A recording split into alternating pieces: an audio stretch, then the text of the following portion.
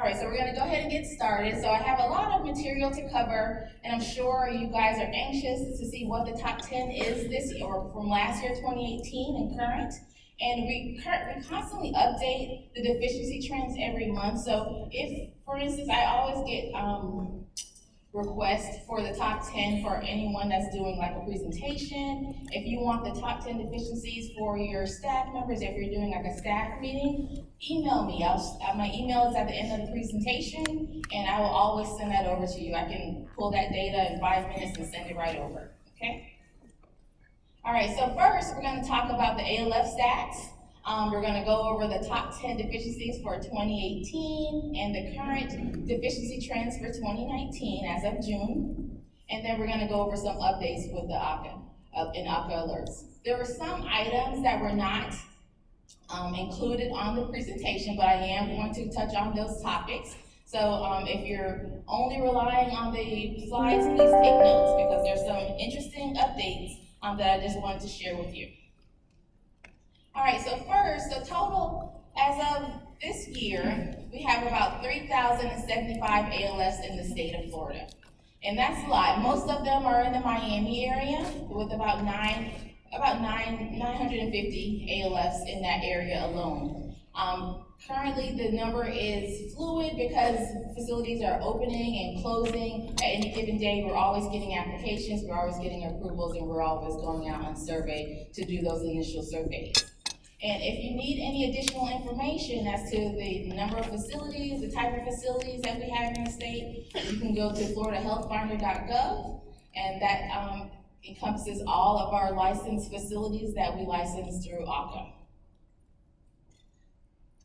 All right, so currently, as of June, we have 255 ALFs with the Extended Congregate Care License, better known as ECC. And that is a specialty license to secure the housing for individuals that need a little bit more care, okay? So if you would like to receive that license, you can apply to the agency if you would like to get an extended congregate care license. And then we have 487 ALFs in the facility with limited nursing service license. And those are the facilities that provide nursing services through nurses that are on their staff, or nurses that are coming in, or contracted nurses that are coming in to provide services to their residents. And then last, we have 757 facilities that have an LMH license, which is great because that population is well deserved, and we really need those facilities for those vulnerable adults, younger population in our state. So I'd love to see that the number is so high compared to the ECC or the LNS license. All right, so let's go ahead and get started with the 2018 top 10 deficiencies. All right, so number one is staffing standards, 78. I'm gonna go into a little bit more detail with that tag because there's some updates related to that, so I wanted to give you some more information.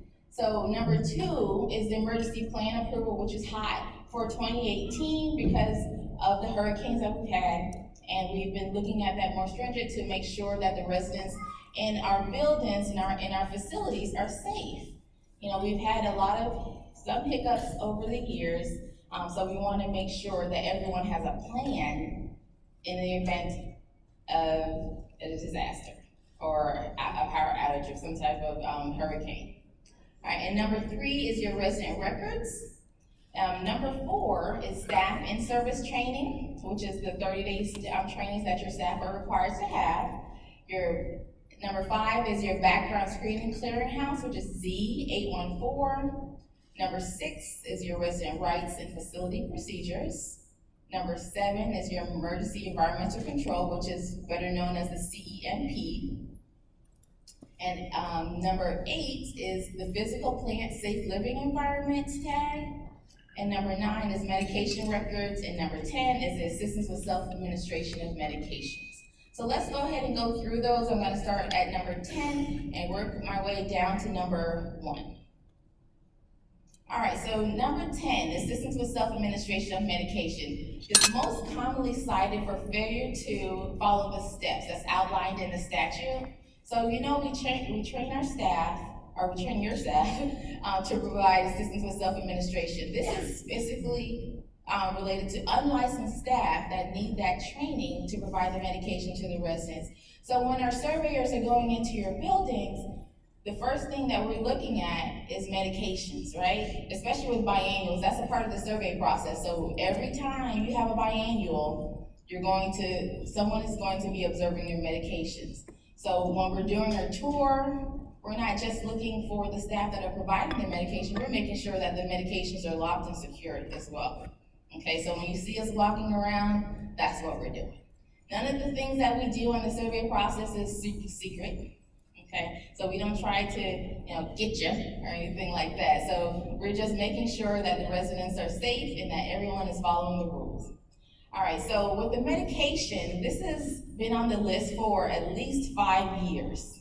Okay, so it's been on since forever that I can remember. And that's one thing that we commonly see is medication related deficiencies. So we like to educate our providers and let them know the type of services that are needed and training and retraining of your staff for the medication, because this is always on the list.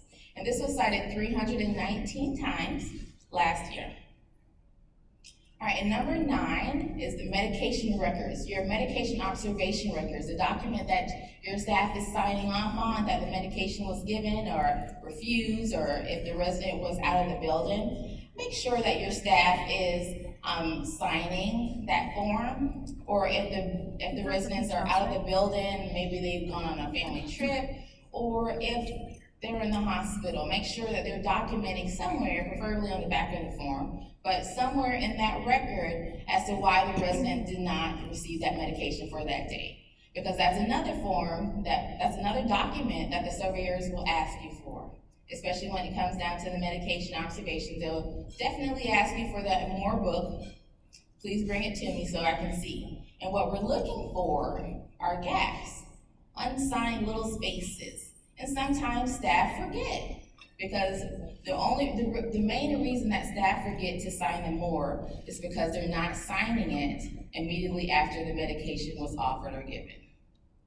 So if you can remind your staff to always sign the more immediately after, or once the medication is offered to the resident, there will be no gaps in the mores. And this is mostly cited for incorrect directions of use on the more. So what that means is that the more label and the medication label does not match. So when we're doing the medication pass, we're reconciling. We say, hold on one second, let me see the medications.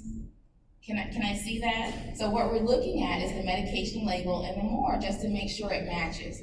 Because there's been some instances where a resident was receiving the wrong medication for a long period of time. It was actually a pharmacy error. The resident was receiving the wrong medication, and the only way it was caught, it was by a new staff member who was actually reconciling the medications and realized, hey, this resident is not supposed to be taking this medication, it's not on their list. And that's how it was caught. And I mean, sometimes it's not the facility's fault. So make sure when those medications come into your building, you are reconciling, you're double checking to make sure that the medication that came from the pharmacy is what your resident is supposed to be receiving. And this deficiency was cited 321 times last year. And number 8 is your physical plan, safe living environment. So this requires a safe living environment for every resident in the building, right? So they're moving into your facilities because they want to be safe, they want to be secure. Maybe things are not going right at home, or maybe they cannot meet their own needs at home, so they're moving into an assisted living facility so they can feel secure. So they can feel secure and have a place to call home. So wouldn't you like for your power to be working, or that there's not holes in the ceilings or torn bed sheets that are provided to you by the facility? So that's what we're expecting when we go out into these facilities. We're doing the tours and we're looking up, down, and all around. We're looking outside, we're looking everywhere just to make sure that the building that is housing the residents are safe. All right, so you want to make sure that all of your systems, your architectural system, your electrical systems are maintained in good working order. And if they're not, it's okay to call in someone to fix it. If we come out to your building and we see something is not working, and you show us that you've made an attempt or you're in the process of fixing it, that someone has been in the building and they've given you a work order and they're coming back next week to fix it, that's not deficient practice, okay? The only time it becomes deficient practice is when you're not doing something to fix the problem. All right, and this was cited 311 times. And number 7 is your Emergency Environmental Control Plan. So this is the addendum to the CEMP that was enacted last year. So the facility is required to develop a plan to address the emergency environmental control in the event of loss of primary electrical power. Mostly, people are saying that it's a generator rule, it's a generator rule. This doesn't require an actual generator. It just requires a secondary electrical power. You could use, what are those things called? Solar panels, if you have that ability. You can use solar panels, whatever it takes for that facility to maintain the temperatures for 96 hours that's required in the rule, okay? So you must submit the plan to the local emergency management authority for approval. Those local agencies are the one who reviews and approves your plan. What ACA is looking for is just the approved plan when we come into the building. So that plan must be available, readily available to the surveyors, whether it's scanned in on your somewhere on your computer or you have a hard copy. We just need to be able to see it, review it, and make sure that it's approved and up to date. And I noticed that I'm getting a lot of questions and comments from providers saying that some of the some of the local authorities are behind, that they don't have, they're behind in approving the plans. So what should we do? As long as you can show that you've made good faith effort to contact that local authority and to receive your plan and get updates, that's fine. That's fine. As long as you're doing something. In the meantime, you have some type of plan to safeguard your residents in the event of something happening. All right. So this is also required that you implement your approved plan. So basically, do what you say you're going to do. Prepare for the worst.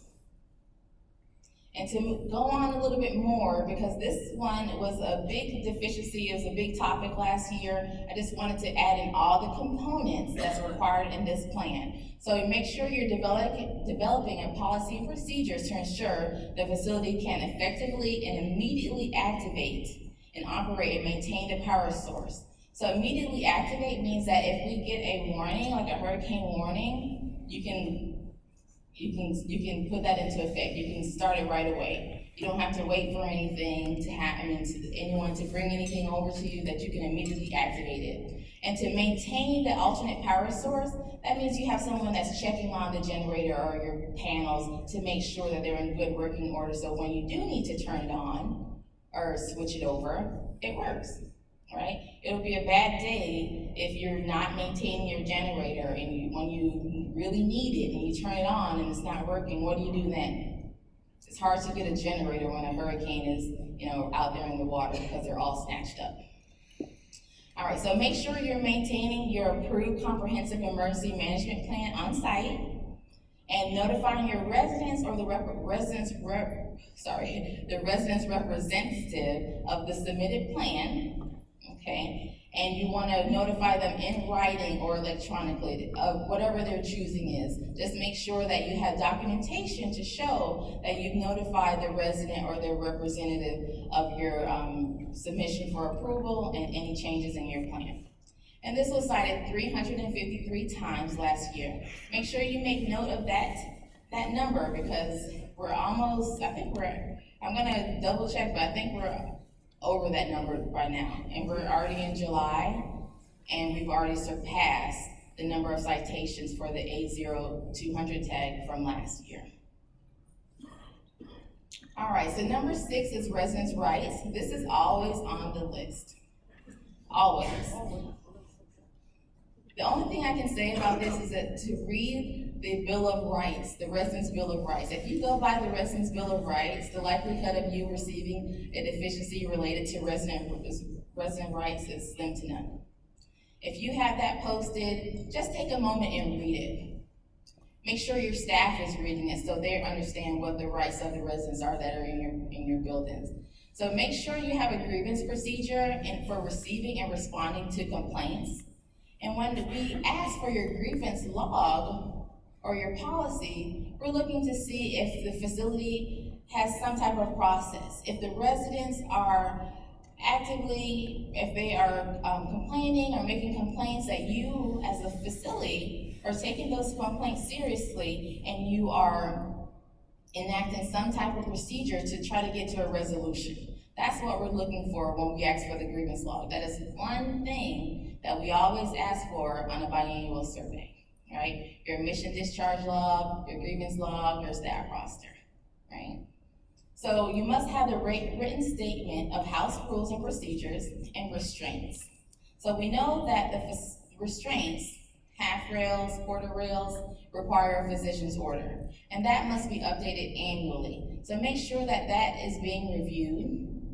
If the resident can remove that quarter rail or that half rail, it's not a restraint, so it doesn't require an order. So we're going to ask the resident to demonstrate or ask the resident if they want it, for one, and if they can remove it, can they maneuver in and out of the bed without possibly injuring themselves? Can they remove it, take it down, push it down, or remove it from the bedside?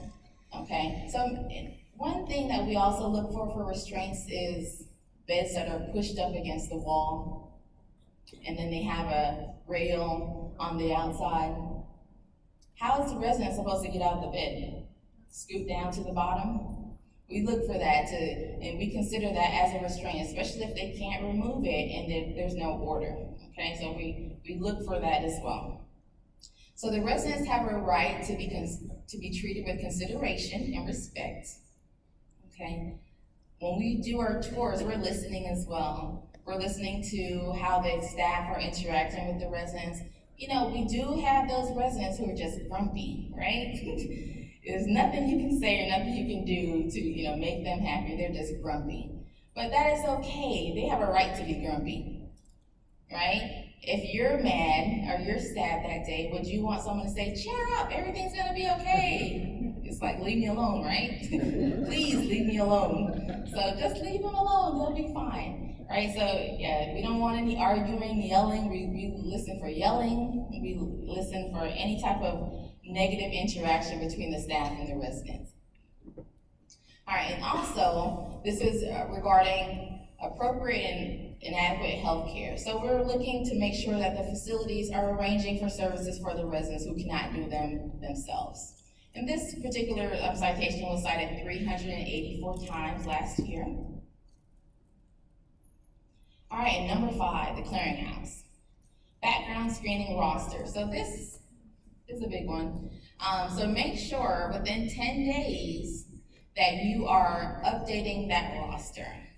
If you are hiring a new employee, make sure that you're updating the roster. If someone decides that they want to quit, update the roster, put their end date. Or if you want to terminate them, update the roster within 10 days and put their end date. That's what we're looking for. And what the surveyors are doing, they're doing a sample. You may have 150 employees, but we're only going to take a small sample, maybe 5, maybe 6, and we're going to print off the roster prior to us coming into your building, right? So when we print that roster, that's our date stamp. Normally it's the day before, and that's our date stamp. So we will compare the staff census, the staff roster that you give us to what we have. And if we find that our 5 people that we sampled are not on the roster, that's a deficiency. Okay, we're not looking at every single staff member because that will take all day. So we're just doing a sample, okay? So all employees must appear on the clearinghouse roster. All the employees that require a background screen needs to be on the roster. And this was cited 403 times last year. And this was on the top 10 the year before and the year before that as well. Okay, so we always look at background screenings. There's many different background screening citations, but this one is the one that made the top 10. All right, and number 4 is staff in-service training. So this is the this is the training that is required within 30 days of hire. Okay, so we're looking to make sure if we sample a staff member who has not been there for more than 30 days, we'll just indicate that and move on. We're not, specifically looking for everyone that's been there over 30 days. Sometimes we'll ask for a sample, or we'll just ask for the roster and pick a sample from that roster. Or if we find some kind of concerns in the building, we'll sample that staff. Like for instance, if there was a problem with the medications training, we'll sample that staff. It'll probably be a quick record review, but we're making sure that that staff member has medication training, when the last time they received it, and that the staff is aware that they received the training. All right, so all staff who provide direct contact with residents must receive 1 hour in-service training of infection control, including universal precautions and sanitation process. So this is related to the facility's policies. This is being trained on the facility's infection control and the universal precautions. So make sure that you have developed a policy and procedure related to that, so you can actually train your staff, okay? And the CNAs, your nurses, and your home health aides are exempt from that 1 hour training for that's related to the infection control. And this was cited 416 times last year. All right, and number 3 is resident records. We always look at resident records, right? So we're looking for the health assessment, we're looking to see if there's orders in there, the residents' demographics. All of those need to be in the residence file. And the residence file must be at the facility. Time and time again, we go into facilities, usually smaller beds facilities, and the resident records are not there. We'll call the administrator who's not there at the time. They'll say, oh, it's at my house, or oh, it's in my car, I'll bring it right away. It shouldn't be, right? Because what if something happens? What if EMS needs to be called? That resident record needs to be there so you can give the EMTs the face sheet or DNRO paperwork if needed, okay? And that we need to have that at the facility. So make sure that all your records are at the facility. And it requires that the ALF maintains weight records for every 6 months or twice a year for residents that receive ADL care. So your residents that are independent with their ADL care, it's not a requirement under the rule that they have their weights taken, but many of the facilities like to safeguard and have a certain process and weigh each individual probably monthly or twice a year as required, and that's great. All right, and this was cited 440 times last year. And number 2 is the emergency plan approval. And this is related to the CEMP. So the plans are submitted and approved by your local management agency. Your facility must review the plan annually. And if you have any substantive changes, those must be submitted for review and approval. Okay, you don't have to submit it under our rule every year. But if your local authorities require you to do so, please do so. Because if you have an expired plan, because this is what we're seeing, that the local authorities put an expiration date on that plan, and you must submit it every year for them. If you have an expired plan, that's deficient practice, because the regulation says you need to have an approved plan. Okay, so make sure you're reviewing that, and if that is the case in your area, make sure you're following those local authorities' rules as well. All right, so new facilities must submit the plan within 30 days after obtaining a license, and this is also including, we call them CHOWs, but change of ownerships. So if you're changing over ownership, if you're changing over ownership, you must submit a plan within 30 days because that plan is specific to the facility, what that facility is going to do. So if you have a new owner, they may want to change things around, and you're going to have different people that are going to be listed in the plan. So make sure you guys If you're opening up a new facility or doing a change of ownership, you're submitting your plan to the local authorities for approval within 30 days. And this was cited 482 times last year. And number 1 is staffing standards. So this is most commonly cited for failing to have a statement of freedom from TB annually. Okay, so we all know, so this is one of the updates, we all know that there is a shortage, okay, with the TB serum for the testing. So what is happening now is, if you would look at the regulation, it gives you a little leeway when this happens. So I just want to read specifically out of the regulation. This is under the staffing standards for A78. And it says, documentation provided by Florida Department of Health or a licensed healthcare provider certifying that there is a shortage of tuberculosis testing materials satisfies the annual tuberculosis examination requirement. So if you can get that certification, if your facility, if your management requires you to do an actual test, or have the facility or the physician do an actual test, all you need is a certification from the healthcare provider or Department of Health related to the shortage, and that would satisfy the annual requirement. Okay, so remember that the physician, the healthcare provider, is the one that makes the decision as to how they're going to assess for the tuberculosis, whether they do a test, or if they do an x-ray, or if they do just a physical assessment. Okay, so make sure you guys are aware of that. So that is one of the things that's in the regulations that can help right now, because we know there is a shortage. So if your employee gets an x-ray, and the healthcare provider must sign off annually that the employee is free from TB. We all know that the x-rays are good for 5 years, but we still need that annual statement. So they still need to go through and have that assessment done by the healthcare provider and get that note from the healthcare provider that they're free from TB.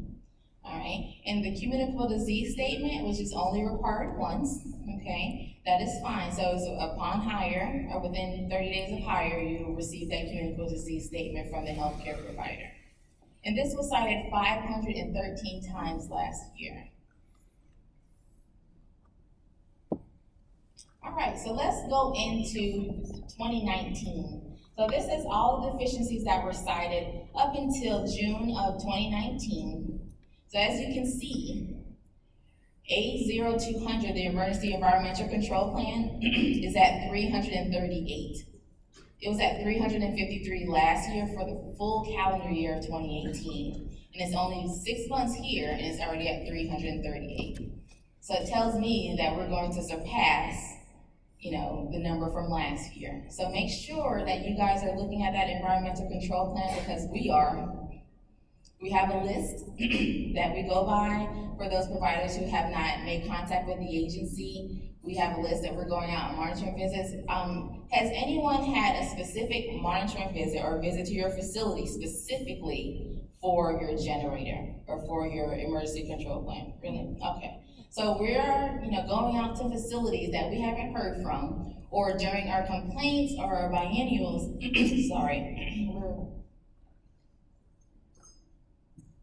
we are rolling this in. Okay, so every time you get a biennial, we're going to be reviewing your CEMP, your Emergency Environmental Control Plan, and we're going to look for your generators, we're going to look for your carbon monoxide detectors, we're going to do that at every survey. Okay, so just to let you know, so you're prepared. All right, so all of the other deficiencies are pretty much the same. We have number 9, which is new to the list for 2019, and this was cited 149 times, and that's background screening, the compliance attestation. So I'm going to go over that in a little bit, in a little bit more detail. And then number 10 which is also new to the list, which was cited 142 times, is a resident care, the supervision tag, your A25. So let's go ahead and look at the background screening compliance attestation. So this is a form that you give your staff to sign and attest that they do not have any disqualifying criminal offenses.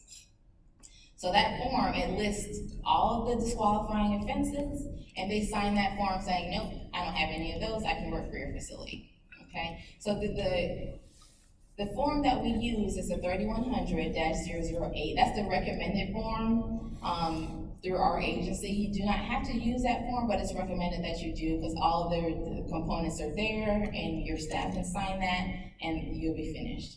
So this must be signed and retained by the facility. So when our surveyors are going into your building, we're looking for the attestation, we're looking for the background screening, all that stuff we're looking for in the file. And this needs to be updated, the form needs to be updated if there's a break-in service greater than 90 days. And also, so we know that the background screening is required every 5 years, right? So that attestation needs to be updated as well.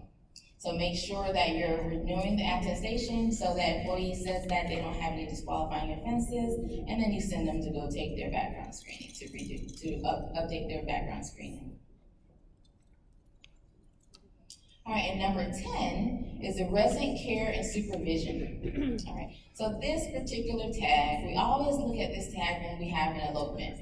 We always look at the supervision. Was there enough staff there? Did you contact the doctor? Did you contact the resident's representative to inform them of, what's going on, the change in resident's condition, right? So that's what we're looking for. So this requires a notification of a change of a condition made to the physician within 30 days, and the arrangement of appropriate health care necessary to treat newly acquired and existing conditions. And this also requires that you provide the care and services appropriate to the needs of each resident. So that means if you have a resident that is showing signs of dementia or is getting increasingly confused in the later part of the evening, about 5 or 6 o'clock, and you have a memory care unit, but the resident is not currently in the memory care unit, it's our expectation that you're going to reassess that resident to see if they're still qualified and appropriate for standard ALF living, okay? We would like to see an assessment to make sure that they're safe where they are, or the assessment saying, okay, we're going to talk with the family and consider moving the resident into the memory care unit because of the increased confusion. And we're also looking for that you talk to the physician to see if there's any medical reason for that increased confusion, because there could be a UTI or something like that. So medical tests could be ran just to rule out anything other than common dementia, okay? All right, so this also requires personal supervision appropriate to the needs of each resident. Our survey process is resident-centered, so we look at the needs of each resident to make sure that each resident's needs are being met. Okay, and that's the main thing that we look at. And for this particular citation, we cite these citations at a higher level, either it be a class 1 or a class 2 normally. And if we cite a supervision tag, you know what other citation we're going to cite? It's A77, which is the administrator tag. So it means that if there was something happen, there had to be a breakdown in the system of that facility that the administrator did not recognize to cause a deficient practice. So there are some deficiencies that go hand in hand, okay? All right, so let's go over some updates.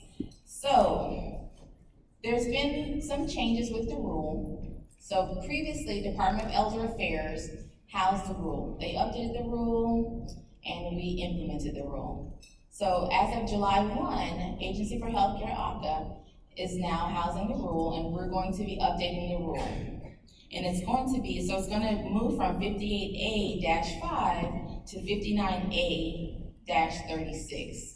So any questions that you have regarding the rule, changes, updates, suggestions, would go directly to the ALF unit, the licensing unit. Keisha Woods manages that unit. So if you have any specific questions, feel free to contact the unit and they'll be able to answer any questions that you have. All right, and your consumer-friendly summary report. So you know the reports that you fill out when there's been any changes or when you received your generator? So those forms are required to be sent over to the agency within 2 days of your plan approval. If there's been a change in your plan, 2 days. Send that over to the agency within 2 business days, and it needs to be related to whatever the change was or the new approval of the plan. All right, so the emergency power rule. So this is where you can find information related to the emergency power rules. Any updates that we have is on our website. So our website is ahca.myflorida.com. You just go to the website there, and this is a banner. So you just can click through the banners and you just find that emergency power rule and you just click on that banner. And once you click on the banner, it takes you to the second page here. And then you just click on emergency plan status. And once you click on that, it takes you to this page. And this shows you the plan approval by the county. So if you click on your respective county, say we're in Orlando now, so you click on Orange County, it'll give you the numbers of the facilities that are in compliance, the facilities that are not in compliance, and it'll actually list all the facilities. So if you click on the report tab at the top there, it'll give you a running list. So every facility that sent in a consumer-friendly summary report is on this website. And this is the data that we're using to do our visits related to the generator, the power plans. So if you have a question about the status of your facility, so just go to our website and go to this page here, check out your facility to make sure that the information is correct. If the information is not correct, just make sure you contact the agency, the ALF unit, and let them know, or you can send in a new consumer-friendly report with the updated information. And these columns can be sorted by the preferred field. If you have more than one facility, you can sort by field office, by region. You can sort by city. And this tells you everything that you need to know. It gives you the plan approval date, when the plan was implemented, and if there was any variances in place. All right, so here's the healthcare alerts. So we always like to talk about the alerts. We love to send out this information because we're in the middle of hurricane season right now. It's crucial that you get updates from our agency as to what is going on. Last year during hurricane season, we had daily calls that you can call into and listen and see what is happening in your area and what is happening in the areas throughout the state. So this is on our website again, the agency, ahca.myflorida.com. Again, it's on the first page, and you look at agency alerts. And you just scroll down to the bottom there, and you click on that, and this is where you register to receive information pertaining to licensure, managed care, and other healthcare topics by email. So you'll get an email related to any updates. And all we need on this page is your email address. It has your slots for your name and your last name, but all we need is your email address so you can get the emails from the agency. Okay, stop clicking. Okay, all right, so once you sign up and you put in your email address, you can select what areas of interest you want. If you have assisted living facilities, and if you're also tied to adult family care homes, adult daycare centers, or nursing homes, you can choose whichever facility type you want, any type of topic, and it'll automatically send you what you requested to your email address. Right. So this is my contact information. My phone number is there. I'm out of the St. Petersburg area, but I am a statewide manager, so I travel. So my phone number is there, my email address is there. So if you have any questions, please feel free to give me a call or send me an email, and I try to get back to everyone as soon as possible.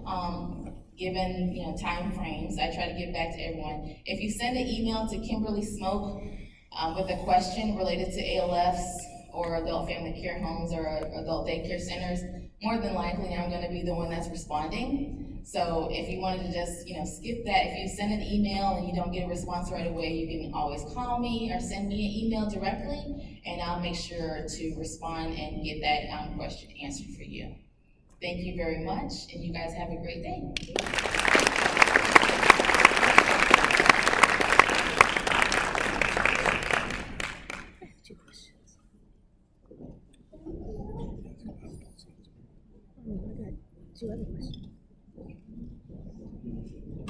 Well, that was an awesome presentation. I believe, yes, you got someone in the back of the hand. Can I just ask really quick, that slideshow We can post it. We will post it. Good. All right. Our question was, will the presentation be on the app? Now I see more hands coming up. Yes, Doug. Serita, we are so happy you're here, and I just wanted to.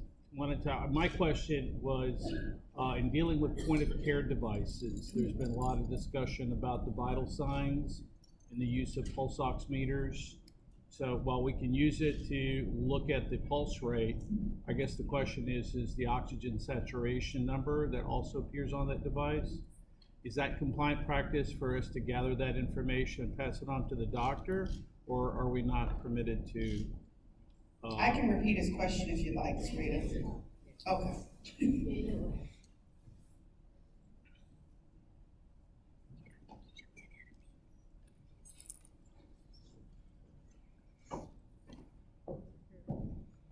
Okay, so the question was related to pulse ox and the readings on the pulse ox machine related to oxygen readings. Is that right, Doug?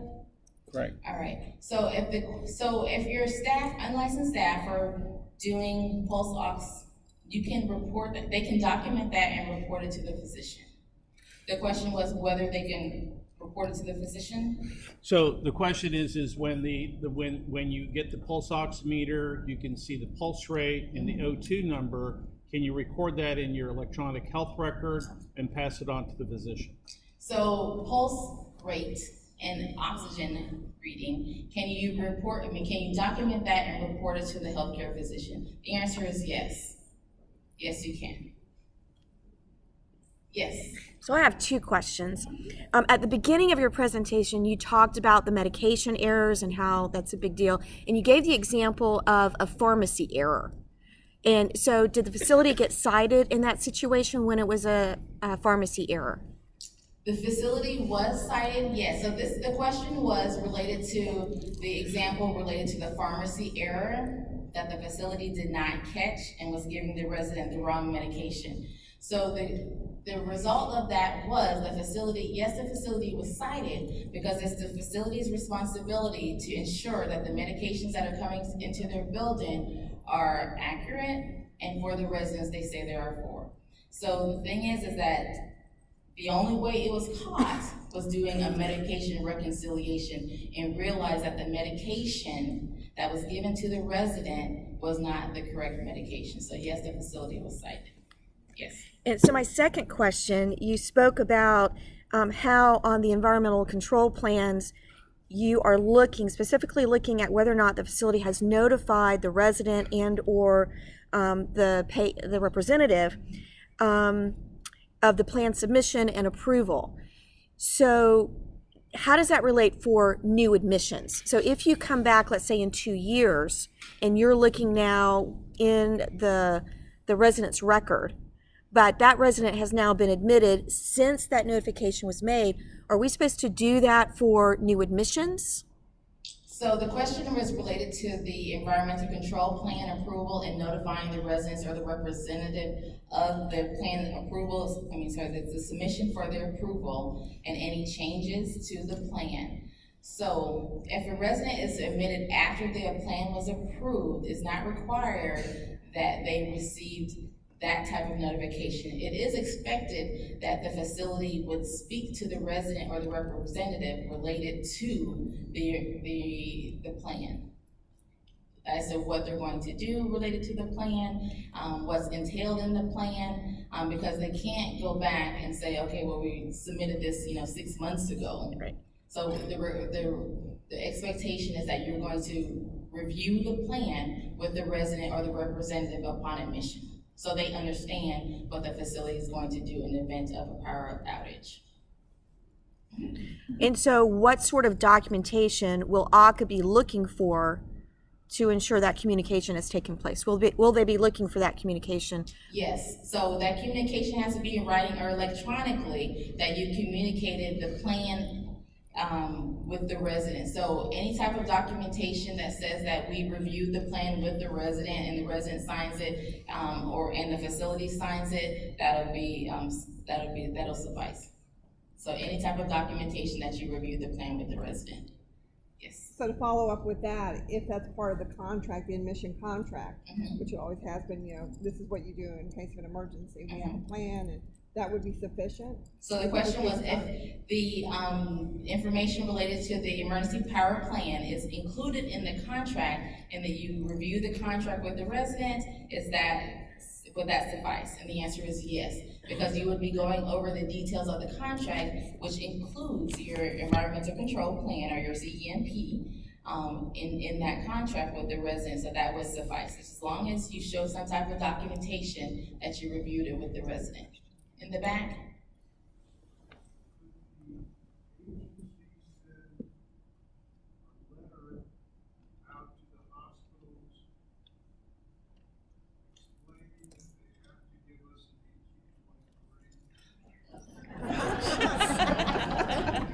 A correct 18. So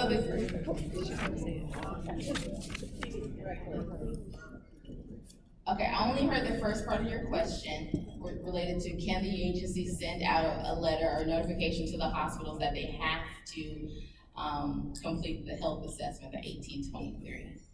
I can double check.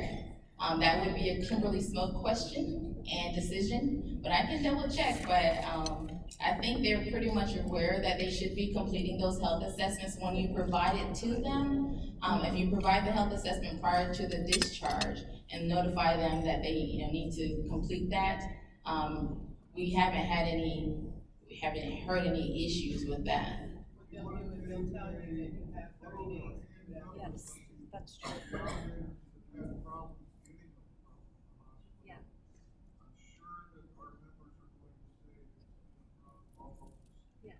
Okay, so if you are having a problem, and from what I just heard, it sounds like the hospitals are saying, well, we won't do it, but you have 30 days to do it upon admission, which is true. So if the resident has a healthcare provider, or if the facility has a healthcare provider that can do an assessment of the resident and complete the health assessment, that would not be deficient practice related to the assisted living facility. Oh, for updates.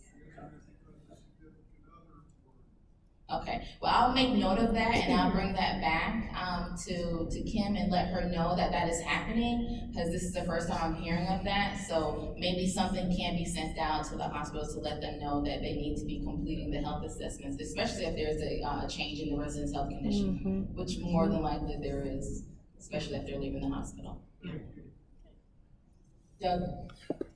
So, Serita, a lot of times, back to medications, a lot of times the physician will call the pharmacy with a telephone order. Won't call us, the hospital will call the pharmacy. So here's the order. Pharmacy fills the medication, we have no prescription whatsoever, and when that ordered medication comes to the facility, the label is the order that the facility's following. And so the staff will look to make sure medication observation record pairs with the label, because that's what you've got.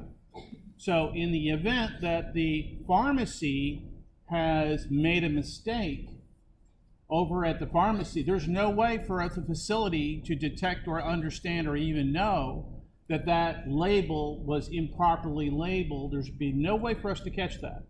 So from our perspective, when the hospital is calling the pharmacy or doctors are calling the pharmacy with telephone orders get mistranscribed, the facility really has no capacity to determine, because we're not medical professionals. We're simply implementing the orders of the medical professional, and that label has to pair up with the MOR. Right. So if the label's wrong, what's the answer for that? So remember that you have to have a record of the medications that the residents are receiving. So you should have a list of the residents' medication, right? But when there's a change, So are you aware of the change? So you should be aware of the, not coming out of the hospital. So when they're coming out of the hospital, sometimes, as Larry pointed out, sometimes they'll call you, sometimes they won't call you, and the resident just ends up back at your facility and new orders were called in over at the pharmacy. Okay. So this has become a practice at the hospital setting, and we are having to deal with it on our end of the street, which has become problematic, and that's why Larry's bringing up the issue. Good point, Larry.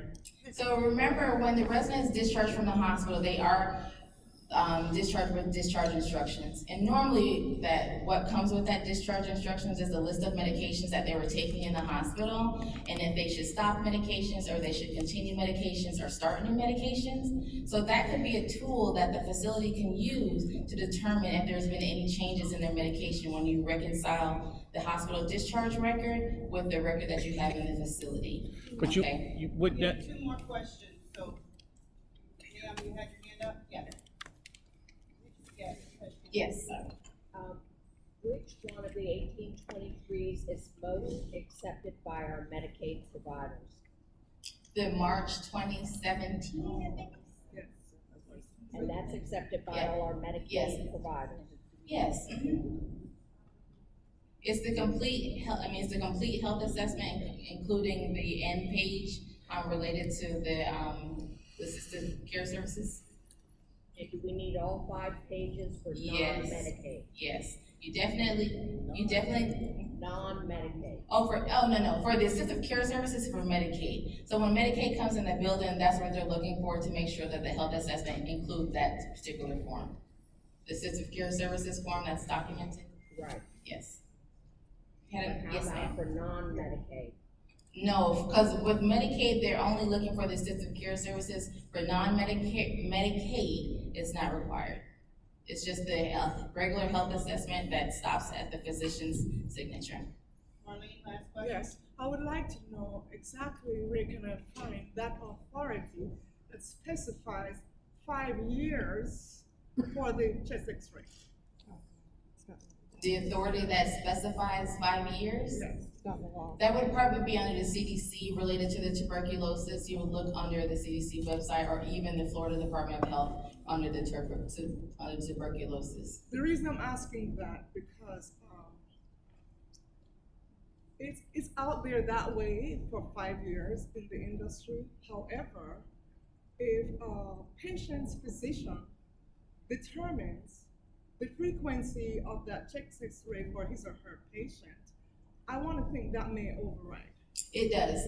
So if the physician has a specific way of assessing the patient, so say individuals that normally test positive for TB using the PPD, or if they do an X-ray due to history, familial history, or origin. Yeah. So it's up to the physician how they would want to assess that particular patient, giving the history of that patient to determine whether they're free from TB. And that's why it's required for the facility to obtain that annual assessment form related to TB, even if the resident, even if the staff member has had X-ray for TB.